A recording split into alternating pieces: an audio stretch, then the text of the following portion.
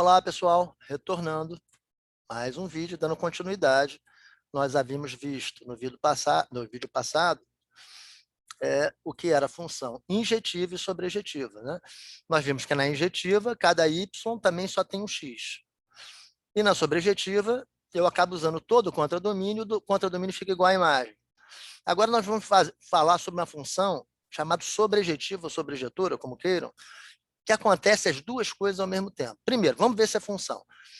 Todos os elementos do domínio foram utilizados, do conjunto de partida foram utilizados, foram. Todos eles foram, não sobrou ninguém. Cada um deles foi utilizado uma única vez? Foi utilizado uma única vez. F é função.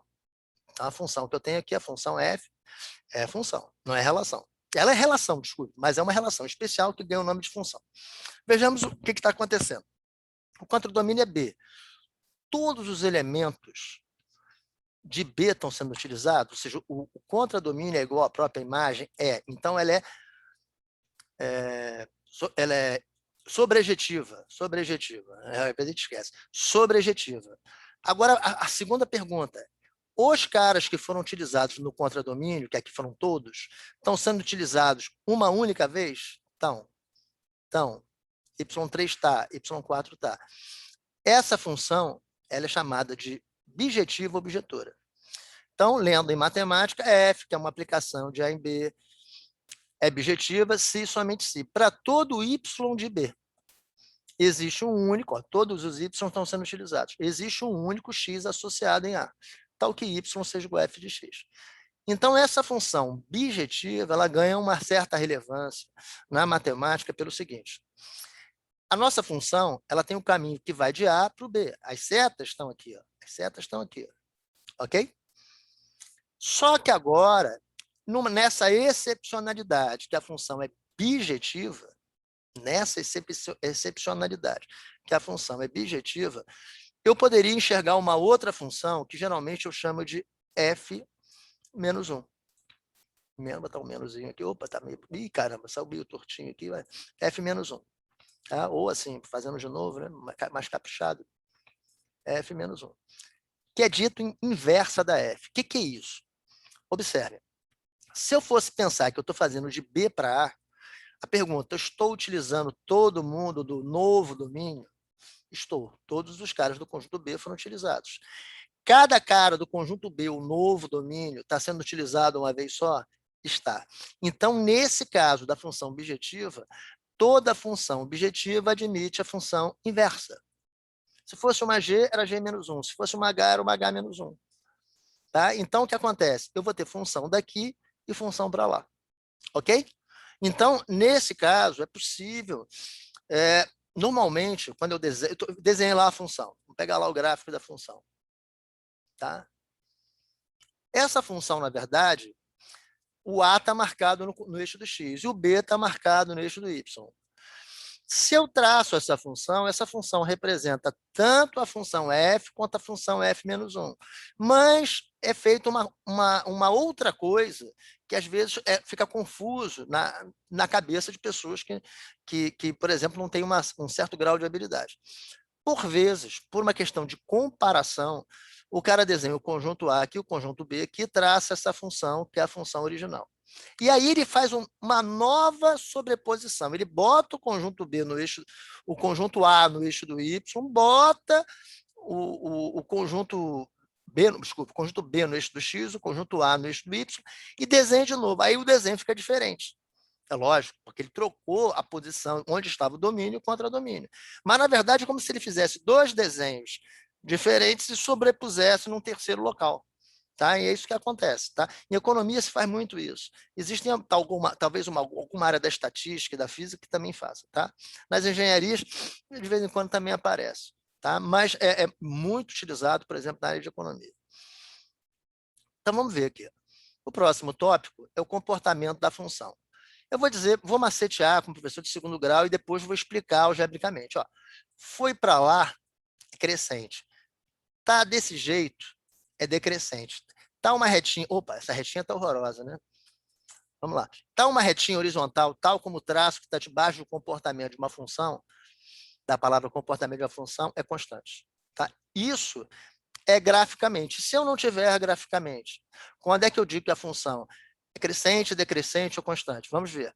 F, que é uma aplicação de A e B crescente em um intervalo I contido em A, ou seja, eu posso, ao invés de pegar o conjunto de partida inteiro, quebrar os pedaços, onde ele é crescente, decrescente. Ah, por quê? Tem crescente e decrescente? Aqui, ó.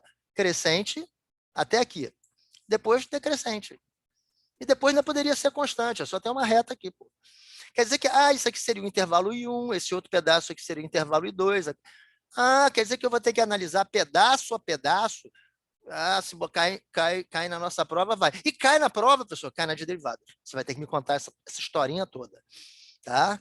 Então, por isso que eu estou preparando agora, para você não acumular com coisas difíceis lá na frente. Isso aqui é uma parte básica que vai cair nos limites.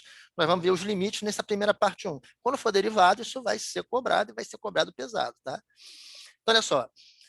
Quando é que a função é crescente num certo intervalo? Quando para qual que x1 e x2 pertencente a esse intervalo. Se eu tomar x1 menor que x2, né, e comparar, eu vou ver que a imagem de x1, que é f de x1, e a imagem de x2, ó, esse sinal de menor ou igual, ele permanece aqui. Ó. Se o x1 era menor, o f de x1 vai ser menor. Na decrescente, olha aqui, ó, eu pego lá, mesmo intervalo, pode ser até a mesma função, tem o x1 e x2 pertencente ao intervalo i. O x1, eu sempre padronizo menor que o x2. Eu pego o x1 mais à esquerda. O que está acontecendo aqui? Ó?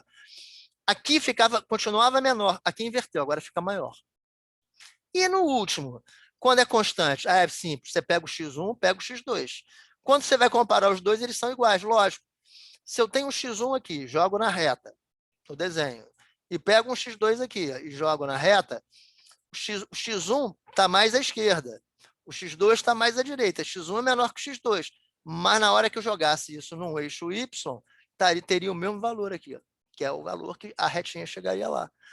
É só isso, professor, é só isso. Se a função, todo domínio, ele é como se fosse um i só, a função não muda o comportamento de crescente, decrescente, para constante, se não há alteração do comportamento, eu digo que ele é monótona. E quando há alteração do comportamento, subiu, desceu, aí deu, não, assim não, que aí não é função, mas deu uma retinha, aí subiu de novo, desceu de novo. Essa função é dita não monótona. É só uma classificação, tá? A função é monótona, não é monótona. Aí você tem que conhecer só a terminologia, tá bom? Então, vamos ver qual é o próximo tópico. Aqui são exemplos gráficos, né? Constante, crescente, decrescente, onde você vai poder observar. Olha aqui, ó, decrescente nesse pedaço, constante nesse, crescente na outra. Aí você verifica se aquela leizinha aqui, ó, tá? É só ler, com tranquilidade. Se isso que eu li aqui para vocês, que está nos quadradinhos, né, nos retângulozinhos, se está funcionando nos exemplos, né? Tá? Então, vamos lá. Olha só, a função composta e função inversa, vocês vão só ler. Tá? Por quê? Depois quando eu for dar derivada, eu vou falar em composição de funções. Então, é super interessante que vocês leem isso com atenção. Está muito bem explicadinho isso aqui, etc. Bababá. Aí depois vem exemplos, né? Tem uma série de exemplos, tem exercícios, tá? Função par, função ímpar, isso era importante no passado. Quando eu der derivada, eu falo rapidamente o que é isso, mas leiam aqui. Vocês vão ler até a página 30 com atenção, tá? Isso aqui é só leitura, tá? Eu não vou gastar 2, 3, 4 vídeos e mais uma aula, porque é tipo assim, a leitura atenta vai resolver. Se eu chegar lá na derivada e tiver problemas, eu faço a revisão. Tá bom, pessoal? Então, esse capítulo aqui me parece que nós terminamos, tá? Até o próximo capítulo. Desculpe. O próximo capítulo, capítulo 3, é só leitura. O que é o capítulo 3? Que não é... eu não quero ler. Não leia. É um problema seu. O capítulo 3 é uma revisão que está na apostila das funções elementares. Começa lá. A função constante, a função afim, aí funções polinomiais em geral, aí funções polinomiais de tudo que segundo grau, terceiro grau, função seno, cosseno, tangente. Essa parte de trigonometria só está o início porque eu não cortei a página, tá? Mas olha só, eu vou dar uma aula inteira sobre trigonometria quando nós estivermos lá nos limites. Quando eu for dar limite trigonométrico, eu vou dar uma aula de revisão em trigonometria, fazer um capítulo lá dentro. Tá? Então, não vou fazer isso agora, que senão vai embolar a cabeça de vocês. Eu quero isso bem fresquinho quando eu for dar limite trigonométrico. Mas o capítulo 3 tem exponencial, logaritmo, todas aquelas funções que vocês viram no ensino médio vão estar lá, e é bom vocês fazerem uma revisão. E aí depois tem uma série de exercícios onde eu brinco, né? Tipo assim, se está, sei lá, o que acontece quando eu somo numa função x2, eu somo mais 2. O que acontece quando eu subtraio? O que acontece se eu multiplicar por 3? Estou dando um exemplo. Se eu tenho, por exemplo, lá um seno, tá? Mas isso vocês vão ler, mas eu gostaria de dar a parte de ciclo trigonométrico à parte, tá?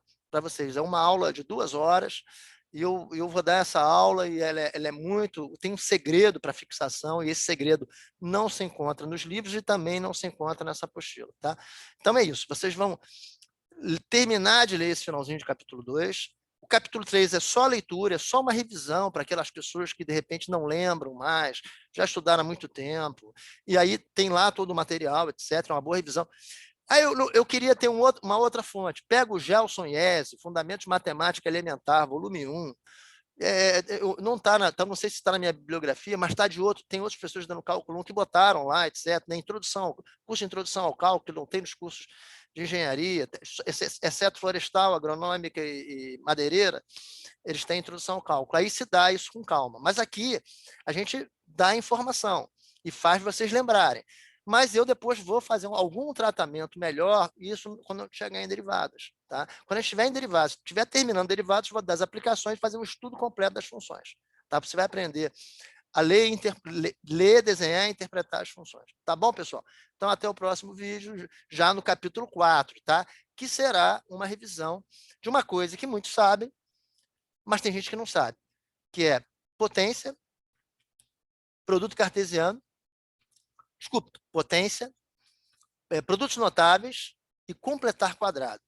Os 2 primeiros, muitas pessoas conhecem, mas completar quadrado são poucas. E eu vou precisar de que vocês saibam bem completar quadrado lá no cálculo exponencial integral. E lá, você não vai querer acumular esse aprendizado básico com um aprendizado mais sofisticado. Você já tem que saber o aprendizado básico, tá ok? Pessoal, até a próxima.